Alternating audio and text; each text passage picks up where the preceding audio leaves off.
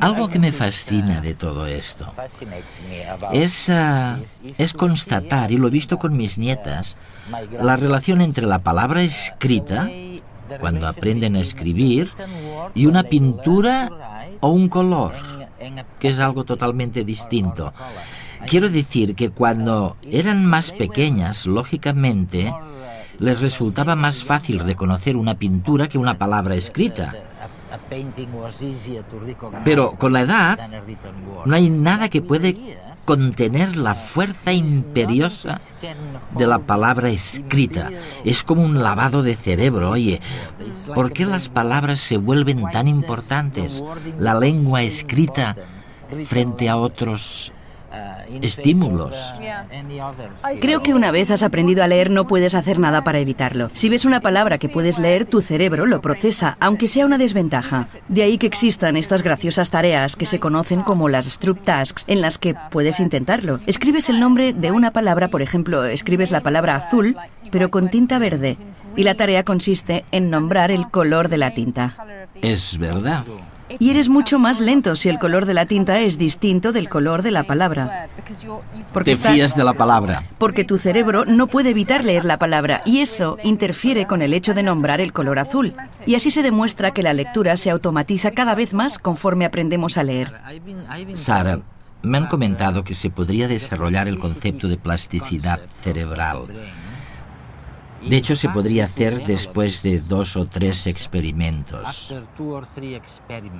Bueno, uno de los primeros experimentos fue un estudio hecho en Londres sobre los taxistas londinenses. De una de mis colegas en la Universidad de Londres. Allí para llevar un taxi tienes que saberte no sé cuántos miles de rutas. Creo que son unas 25.000 rutas. Increíble, ¿eh? Tienes que aprendértelas todas de memoria, así que se trata de personas con una memoria espacial prodigiosa. Ella los estudió y se fijó en la estructura y funciones de sus cerebros. Y lo que descubrió fue que comparando con otros conductores, el hipocampo, que es una parte del cerebro que se encarga de la memoria y del aprendizaje espacial, una parte de este era mayor. Mayor, ¿eh? Sí.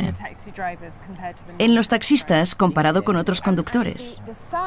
Y el tamaño de esa parte del hipocampo tenía que ver con el tiempo que habían estado conduciendo taxis, cosa que sugería que realmente el tamaño tenía que ver con la necesidad de moverse por Londres. O sea que la gente que siga creyendo que no se puede hacer nada o casi nada en torno a lo que somos, que tenemos el cerebro que tenemos y punto, bueno, que vayan cambiando de opinión. Porque fíjense, los conductores de taxi aquí en Londres les ha crecido el hipocampo a base de memorizar simplemente los nombres de calles. Sara, parece que hay otro ejemplo que tiene que ver con los músicos. Hay estudios sobre violinistas. Sí, violinistas. Violinistas expertos cuyos cerebros, más concretamente la parte de sus cerebros que controla el movimiento de los dedos de la mano izquierda, porque utilizan la mano izquierda. Pero todo está en la parte derecha, ¿no? Sí, el hemisferio derecho es mayor en los violinistas expertos. De hecho, creo que se trató de un descubrimiento especialmente importante para los violinistas que practicaban desde la infancia y menos importante para los violinistas que aprendieron de mayores. De mayores, me dices. Además, actualmente hay estudios muy interesantes sobre las personas que aprenden a hacer malabarismos, que aprenden a hacer juegos malabares con pelotas. Si comparamos el cerebro de personas antes de que hayan aprendido a hacer malabarismos y después de 3 meses de aprendizaje, la parte del cerebro que interviene en el procesamiento de los movimientos visuales, el hecho de tener que seguir la trayectoria de la pelota, incrementa el tamaño del cerebro. Y algo interesante es que si dejan de practicar durante 3 meses, el cerebro se encoge y vuelve a su estado original. O sea que tiene mucho que ver con este concepto de la plasticidad cerebral. Hay que entrenar el cerebro y seguir practicando, porque si no, vuelve a donde estaba. De la misma forma que cuando practicamos un deporte se desarrollan más determinados músculos, en la última década técnicas como la resonancia magnética han permitido ver que con el cerebro pasa algo similar. Ahora se puede medir la actividad cerebral de una persona mientras ésta desarrolla una tarea y ver de qué forma el sistema nervioso se adapta continuamente a las circunstancias cambiantes, cuando aprende una nueva lengua, una habilidad, una ruta distinta hacia casa o al ver una cara nueva. Y como en el caso del deporte, los cambios de la estructura del cerebro van asociados a su uso. Cada día recorren la ciudad, se manejan por un entramado complejo de calles, avenidas y rondas. Recuerdan que hay obras en una zona determinada y las sortean. Se saben de memoria cientos o quizás miles de rutas. De toda esa información espacial se encarga el hipocampo, una región cerebral con forma de caballito de mar. Nos ayuda a recordar dónde están las cosas o cómo volver a casa, y almacena información sobre coordenadas espaciales. Esa zona, cuando una persona se convierte en un experto de la navegación, se desarrolla más. Por eso, en un taxista es mucho mayor que en un conductor normal de la misma edad y sexo. El tamaño depende del tiempo que lleva conduciendo el taxi y usando a fondo su memoria espacial. Lo interesante de esto es que ahora se sabe que todos podemos ejercitar nuestro hipocampo para mejorar la memoria espacial y la navegación. La parte del cerebro que procesa la música está situada a ambos lados de la cabeza, muy cerca de las orejas. Se denomina córtex auditivo y en los músicos puede ser hasta un 25% más grande que en las personas que jamás han tocado un instrumento. Y como ocurre con los taxistas, el tamaño del córtex auditivo depende de los años que lleve esa persona dedicada a la música.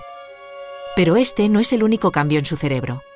También las regiones que controlan el movimiento y el tacto se transforman como consecuencia del uso. Cuando el dedo toca una cuerda, este estímulo sensorial activa neuronas en el córtex sensomotor del lado opuesto.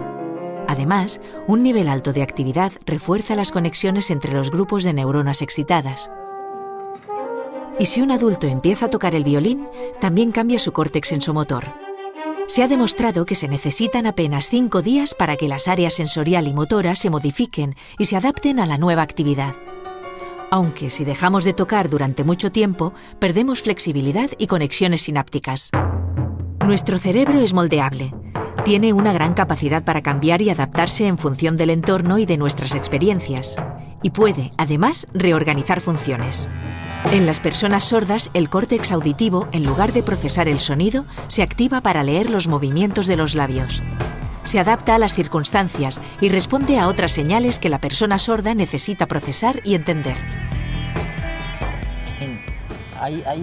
Yo solía burlarme de la gente que hace crucigramas del periódico, pero me contestaban, es para recordar mejor, para mejorar mi memoria. Así que es verdad, ¿estaban mejorando su memoria? Sí, bueno, hay muchos estudios sobre ello porque ahora se pueden comprar videojuegos nuevos, como por ejemplo Brain Training. No sé si has oído hablar de este videojuego. Sin embargo, es un tema polémico porque se trata de saber para qué sirve realizar este tipo de ejercicios. Crucigramas, puzzles enormes y este tipo de cosas. Creo que el consenso general desde un punto de vista neurocientífico es que entrenarse en este tipo de actividades claramente mejora o cambia la parte del cerebro donde se encuentran estas habilidades. Es decir, que si haces muchos crucigramas cada vez los harás mejor. Y la razón van a ser ciertos cambios cerebrales. Pero la cuestión es saber si esto tiene un impacto para cualquier otra habilidad.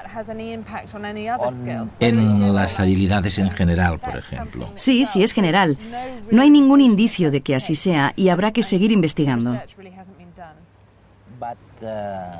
Pero si todo esto de lo que estamos hablando contiene, aunque sea solo una media verdad, entonces las perspectivas de cambio para la educación son inmensas. Sí, estamos empezando a saber mucho más sobre lo que sucede en el cerebro cuando aprendes cosas distintas, como matemáticas, o cuando aprendes a leer y escribir, cuando interactúas socialmente o cuando utilizas distintos métodos de aprendizaje.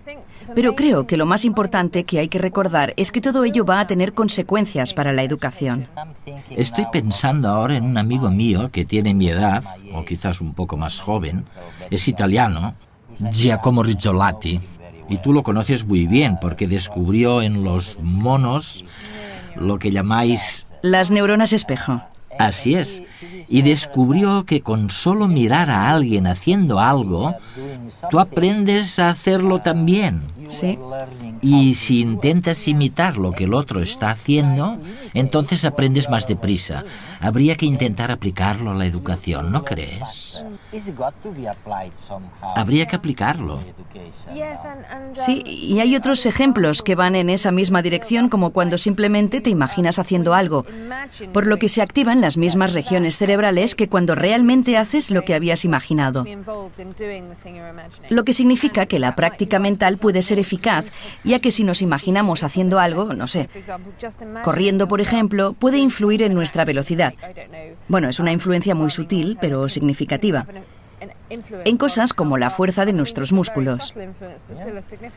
Con solo imaginarlo sin hacer absolutamente nada. Y se supone que es porque cuando lo imaginamos se activan las mismas regiones cerebrales que cuando hacemos ejercicio de verdad.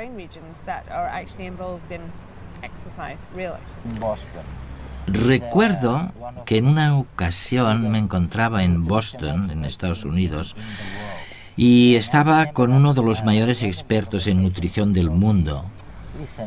Y al final de la conversación me dijo, mira Eduardo, la nutrición y la dieta son muy importantes para la salud, pero hacer ejercicio es todavía más importante. Esto es lo único de lo que estamos seguros. Así que parece que hacer ejercicio es muy importante para la salud. Sí, se trata de un tema muy interesante. De hecho, no sabemos cómo influye a largo plazo el ejercicio en el cerebro humano, pero lo que sí sabemos de distintos estudios hechos con ratones y ratas es que el ejercicio influye en el cerebro. Es en aquella parte del cerebro, el hipocampo, que se encarga de la memoria y del aprendizaje, donde más influye el ejercicio. Hay estudios de hace algunos años que demuestran que cuando los ratones pueden hacer todo el ejercicio que quieren, nuevas células tienden a crecer en su hipocampo, muchas más que en los ratones que no pueden hacer actividad física. Entonces, lo que me estás diciendo es que los músculos serán más grandes y al mismo tiempo más memoria tendrán. Sí, y esto se refleja también en tareas memorísticas, ya que los ratones, que podían moverse a su antojo, obtuvieron mejores resultados en ejercicios memorísticos.